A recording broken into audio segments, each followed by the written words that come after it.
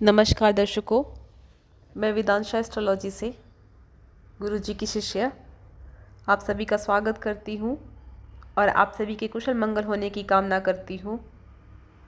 आप सभी स्वस्थ रहें, सुखी रहें। दर्शकों, आज मैं जिस विषय पर जानकारी देने आई हूँ वे सबसे महत्वपूर्ण विषय है समाज के लिए, खासकर महिलाओं के लिए, और ख़ासकर उन दिनों में जब वे किसी पूजा पाठ या व्रत अनुष्ठान में लगी रहती हैं।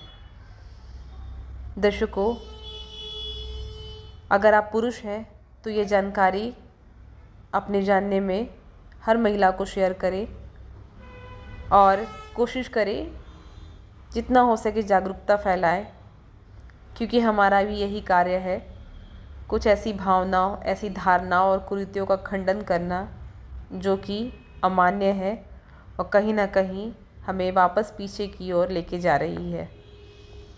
दर्शकों, आज का मेरा विषय है मासिक धर्म में महिलाओं को पूजा पाठ क्यों नहीं करना चाहिए, या फिर महिलाएं अशुद्धता या उन्हें अपवित्रता की श्रेणी में क्यों रखा जाता है।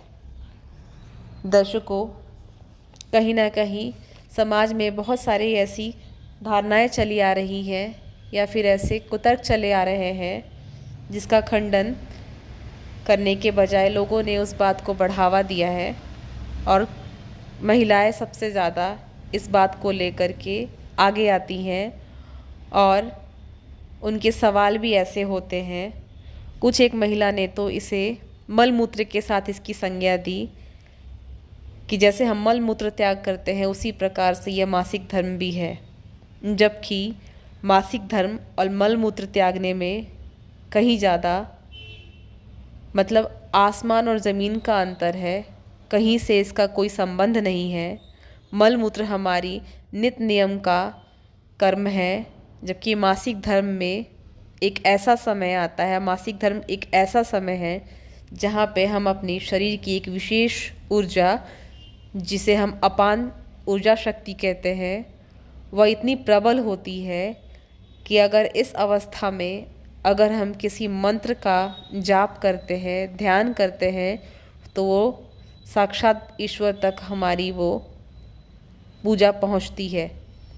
दर्शकों, मासिक धर्म के दौरान बहुत सारी जगह कई महिलाएं ही दूसरे महिलाओं को उपेक्षित नज़र से देखती हैं, जैसे कि उन्होंने बहुत बड़ा पाप या दोष किया हो। खास करके व्रत या पूजा पाठ के दौरान अगर किसी महिला को मासिक धर्म या पीरियड्स शुरू हो जाते हैं तो बहुत सारी महिला यहाँ तक तो कह देती हैं कि पता नहीं इसने कौन सा पाप या दोष किया होगा जिससे भगवान इसे अपनी पूजा से वंचित कर रखे हैं, या फिर भगवान ने इसे पूजा करने का अवसर नहीं दिया, जो कि बिल्कुल कहीं से भी मान्य नहीं है, अनुचित है। दर्शकों, तिथियां, व्रत ये सभी निर्धारित समय पे होते हैं, लेकिन हमारे शरीर में कुछ ऐसी प्रक्रिया होती है जो बहुत ही सामान्य है, उसका कोई समय नहीं होता, वे हमारी शरीर के हिसाब से बदलती रहती है। किसी को पहले तो किसी को बाद में, या फिर किसी का बहुत पहले तो किसी को बहुत बाद में होता है। इसलिए हमें इन सब चीज़ों को पूजा पाठ के दृष्टिकोण से नहीं जोड़ करके देखना चाहिए। खास करके महिलाओं में इस बात को जानना या समझना बहुत अनिवार्य है कि मासिक धर्म कोई अशुद्धता नहीं है, मासिक धर्म में कोई अछूता नहीं होता। खास करके स्त्रियां मासिक धर्म में पूजा पाठ नहीं कर सकती, उसका क्या कारण है, इस पर मैं विशेष प्रकाश डालूंगी। सबसे पहले बात करते हैं हमारे शरीर में 5 प्रकार की ऊर्जा शक्ति के बारे में। दर्शकों, माता सप्तशी पाठ में कवच के अध्याय में हमें 5 प्रकार के ऊर्जा शक्ति के बारे में वर्णन मिलता है। कवच का मतलब होता है पैर की उंगलियों से लेकर के बाल के सर के बाल के नाखून तक के पूरे शरीर के सभी हिस्सों के बारे में बताया गया है।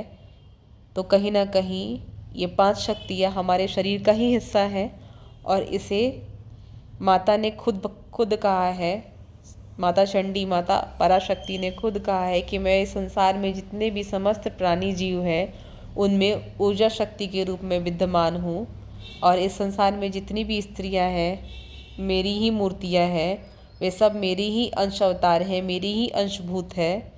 इसीलिए जब भी कोई किसी स्त्री का अपमान करता है मैं उसे अपना अपमान समझती हूँ। दर्शकों, इस विचारधारा से अगर कोई स्त्री या पुरुष मासिक धर्म के दौरान किसी औरत को अपवित्र या अछूता समझता है तो वह कहीं ना कहीं माता का भी अपमान कर रहा होता है। बहुत सारे ऐसे जगह पे महिलाओं ने इसे मलमूत्र के साथ जोड़ा है, जो कि मैं ये समझती हूँ कि कहीं ना कहीं उनके सोचने समझने की शक्ति इतनी प्रगतिशील नहीं है और हमें इन सब विचारों का खंडन करना चाहिए। दर्शकों, मासिक धर्म एक सृजन की प्रक्रिया होती है और ये अपने में सबसे पवित्र और शुद्ध प्रक्रिया होती है। बिना इसके हम प्रकृति को आगे नहीं बढ़ा सकते, अपने वंश को आगे नहीं बढ़ा सकते, क्योंकि जब भी किसी स्त्री का मासिक धर्म रुक जाता है तो सीधा सीधा यह माना जाता है कुछ एक बात को छोड़ करके, केस को छोड़ करके, कि स्त्री गर्भवती है, यानी स्त्री नए जीवन को जन्म देने वाली है।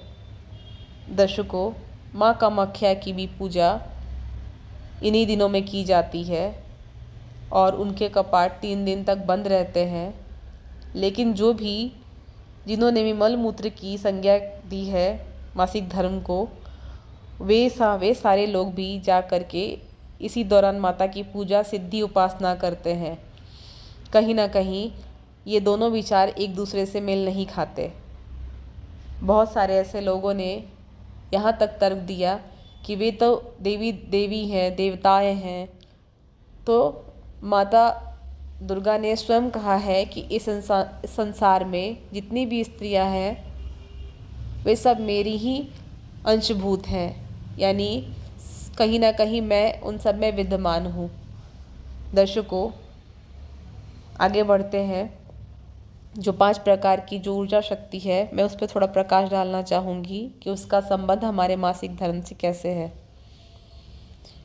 कवच में 5 प्रकार की ऊर्जा शक्ति का वर्णन है: प्राण, अपान, उदान, व्यान और समान। प्राण क्या होता है? जो हमारे शरीर में जो चेतना है, जो जीवन शक्ति है, यानी जिससे हम सांस लेते हैं, श्वसन शक्ति, सांस लेते हैं, ऊर्जा जीवन शक्ति को हम प्राण बोलते हैं। दूसरा है अपान, वह ऊर्जा शक्ति जिससे हम शरीर के समस्त विकारों को बाहर निकालते हैं। उदान, वह ऊर्जा शक्ति जो हमारे अंदर बोलने की, यानी हम जिससे अपनी भावनाओं को बोलकर अभिव्यक्त करते हैं। व्यान, हम अपने ज्ञान को प्रसारित और वितरित करते हैं, यानी हम लोगों तक अपनी बात को पहुंचाते हैं, उसे हम व्यान बोलते हैं। और समान, यह हमारे इस मनुष्य जीवन के उद्देश्य को बताता है कि हमें यह मनुष्य जीवन किस उद्देश्य प्राप्ति के लिए मिला है, उसे हम समान ऊर्जा शक्ति बोलते हैं। इन सब की भी रक्षा माता आदि शक्ति करती हैं। इस प्रकार से मासिक धर्म में या फिर मासिक धर्म एक ऐसा समय है जहाँ में हमारी स्त्रियों के शरीर में जो अपान ऊर्जा शक्ति स्वाभाविक रूप से इतनी प्रबल होती है, जिसके कारण शरीर में जितनी भी अशुद्ध विकार या फिर शारीरिक तत्वों को वो बाहर निकालती है, जैसे कि दमित भावनाएं हमारे अंदर जो भी हैं, हमारे मूड के उतार चढ़ाव हैं, हमारी नकारात्मक सोच है, या फिर हमारे शरीर में कुछ ऐसी अशुद्धियाँ हैं, और हमारे शरीर को पूर्णतः शुद्ध, सात्विक और सकारात्मक बनाती है, ताकि इस समय अगर हम किसी विशेष जप पाठ को करते हैं तो वो फलित होती है। दर्शकों, मासिक धर्म के दौरान स्त्रियां अगर आशीर्वाद भी देती हैं या फिर किसी को श्राप भी देती हैं तो वो अवश्य फलित होता है, क्योंकि उस समय उनकी ऊर्जा शक्ति चरम सीमा पे होती है, प्रबल होती है। और शास्त्र में कहीं ना कहीं इसके बारे में बताया गया है कि इस समय अगर हम किसी चीज़ को संकल्प ले, ठान ले कि हमें ये मंत्र सिद्धि करनी है या फिर हमें अपनी कुंडलिनी शक्ति जागृत करनी है, तो इस अवस्था में हम वो भी कर सकते हैं। दर्शकों, अभी के वीडियो में इतना ही। आगे मैं मासिक धर्म के दौरान क्या महिलाएं इन सब कार्यों से वर्जित है, इस पर प्रकाश डालूंगी और अपनी जानकारी को साझा करूंगी। फ़िलहाल के लिए धन्यवाद। बने रहें मेरे दूसरे वीडियो तक।